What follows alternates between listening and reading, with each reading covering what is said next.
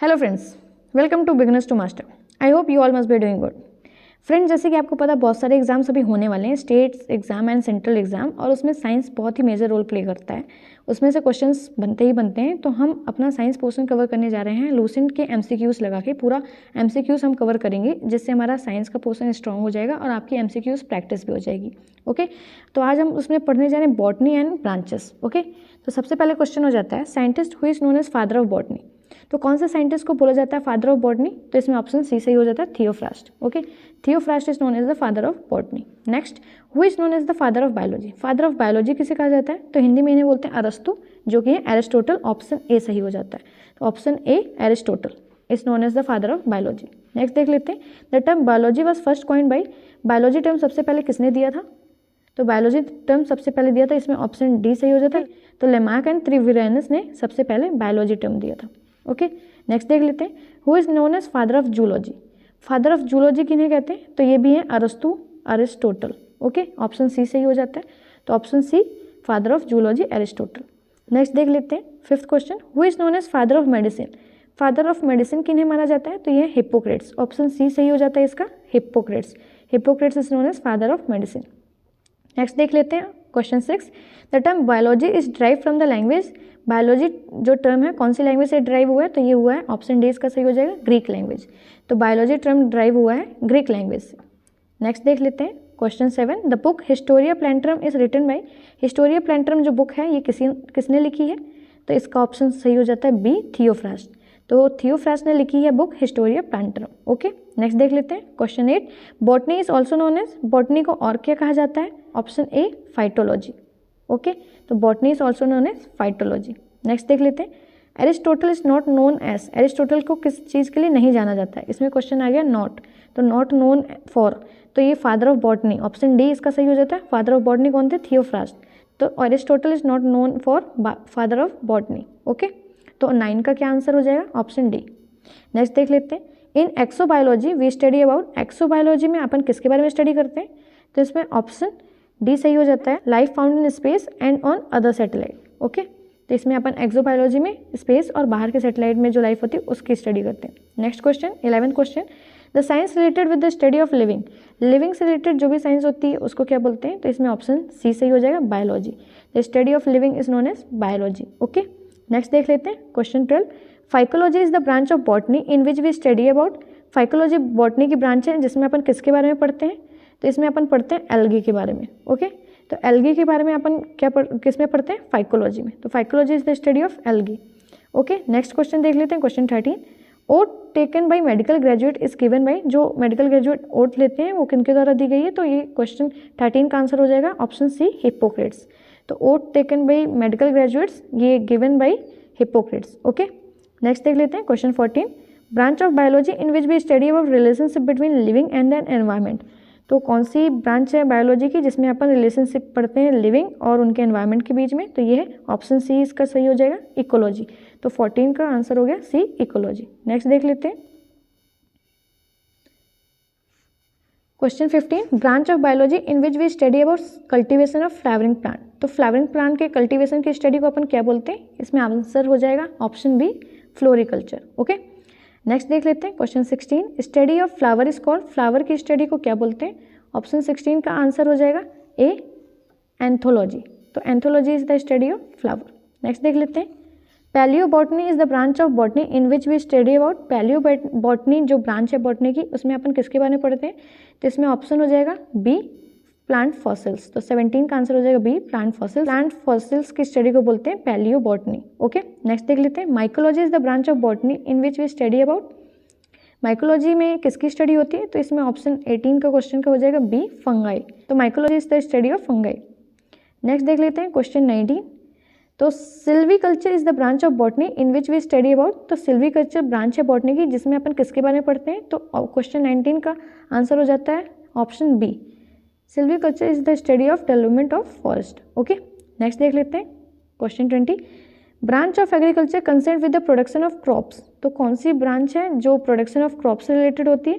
तो ये है ऑप्शन बी, क्वेश्चन 20 का ऑप्शन बी, एग्रोनॉमी। ओके, तो agronomy is the study of production of crop. Okay, next देख लेते हैं agrostology is the study of, तो एग्रोस्टोलॉजी किसकी स्टडी होती है, तो इसका ऑप्शन हो जाएगा सी, ग्रास। तो agrostology is the study of grass. Okay, तो इसका ऑप्शन 21 क्वेश्चन का ऑप्शन हो जाएगा सी। नेक्स्ट देख लेते हैं spermology is the study of, spermology किसकी स्टडी होती है, तो ये होती है सीड की। ओके, तो spermology is the study of seed. Next देख लेते हैं in pedology we study about, pedology में अपन किसकी स्टडी करते हैं, तो इसका ऑप्शन हो जाएगा C, we study about soil. तो pedology is known as the study of soil.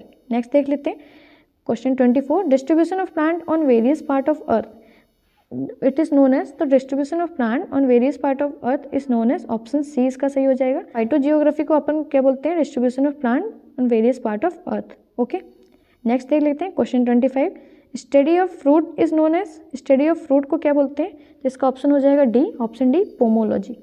तो study of fruit is known as pomology. Next देख लेते हैं study of pollen grain is called, तो स्टडी ऑफ पोलन ग्रेन क्या बोलते हैं, study of pollen grain का ऑप्शन हो जाएगा ऑप्शन बी, पैलिनोलॉजी। ओके, तो study of pollen grain is called palynology. Next देख लेते हैं question number 27, question number 27 study of internal structure of plant, तो इंटरनल स्ट्रक्चर ऑफ प्लांट की study को क्या बोल देते हैं, तो इसका ऑप्शन हो जाता है option B, anatomy. Anatomy is known as the study of internal structure of plant. Okay, next देख सकते हैं question 28 study of external structure and their form is called, तो एक्सटर्नल स्ट्रक्चर और उनके फॉर्म की स्टडी को क्या बोलते हैं, इसका ऑप्शन हो जाता है A, morphology. Morphology is known as the study of external structure and their form. Okay, next देख लेते हैं एग्रोफॉरेस्ट्री इज, एग्रोफॉरेस्ट्री किसे कहते हैं, तो इसमें आंसर हो जाएगा option C, growing of trees with cultivation of crop in the same field, it is known as agroforestry. Agro for agriculture and forestry for forest, तो जिसमें दोनों चीज़ होती हैं उसको बोलते हैं एग्रोफॉरेस्ट्री। नेक्स्ट देख लेते हैं question number 30 branch of biology which deals with the study of identification, nomenclature and classification of organism is, तो इसमें पूछा जा रहा है कि कौन सी ब्रांच ऑफ स्टडी है जिसमें अपन आइडेंटिफाई करते हैं, नोमेनक्लेचर करते हैं, क्लासिफिकेशन करते हैं ऑर्गेनिज्म का। ओके, तो इसे कहते हैं ऑप्शन सी इसका हो जाएगा taxonomy. Taxonomy is known as the study of identification, nomenclature and classification of organism. Okay, next देख लेते हैं question number 31 estimation of age of woody plant by counting annual rings is known as, तो annual ring woody plant का count करने को उसको क्या बोलते हैं, तो इसमें ऑप्शन हो जाएगा ऑप्शन बी, 31 क्वेश्चन का ऑप्शन बी, डेंड्रोक्रोनोलॉजी। ओके, तो dendrochronology is known as the counting of annual rings present in the plant, woody plant. Okay, next देख लेते हैं question 32 the physical basis of life is, तो इसमें option हो जाएगा option C, protoplasm. Protoplasm is known as the physical basis of life. Question 33 study of process of ageing, तो process of ageing की study को क्या बोलते हैं, इसका ऑप्शन हो जाएगा ऑप्शन बी, जेरोंटोलॉजी। ओके, तो study of process of ageing is known as gerontology. Next देख लेते हैं क्वेश्चन 34, तो 34 क्वेश्चन पूछा cultivation of ornamental shrubs plant.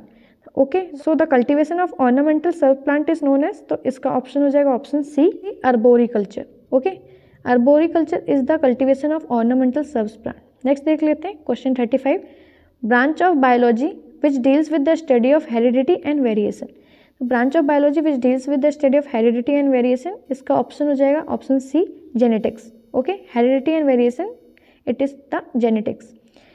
Question 36 देख लेते हैं study of growing plants without soil in water containing nutrients is called, तो प्लांट विदाउट सॉइल ग्रो करते हैं, जिसमें वाटर में ग्रो करते हैं, जिसमें न्यूट्रिएंट्स रहते हैं, उसको क्या बोलते हैं, इसका ऑप्शन हो जाएगा B, hydroponics. Hydroponics is known as the growing of plant without soil in water containing nutrients. Okay, next question देख लेते हैं question 37 microscopic organism which passively float on the surface of water is called, तो जो water के surface में float करते हैं उनको क्या बोलते हैं, तो इसका ऑप्शन हो जाएगा A and B both, phytoplanktons and zooplanktons. Okay, तो ये दोनों ऑर्गेनिज्म हो जाते हैं माइक्रो ऑर्गेनिज्म जो पैसिवली वाटर के सरफेस में फ्लोट करते हैं। ओके, नेक्स्ट देख लेते हैं question number 38 study of effect of light on various biological life process, इसे क्या कहते हैं, तो इसका ऑप्शन हो जाएगा ऑप्शन बी, फोटोबायोलॉजी। तो photobiology is the study of light on various biological life process. Okay, तो फ्रेंड्स ये था, अपन ने एक पार्ट कवर कर लिया। नेक्स्ट अपन फिर पढ़ेंगे classification of plant kingdom. Okay, I hope you like the video, thank you so much.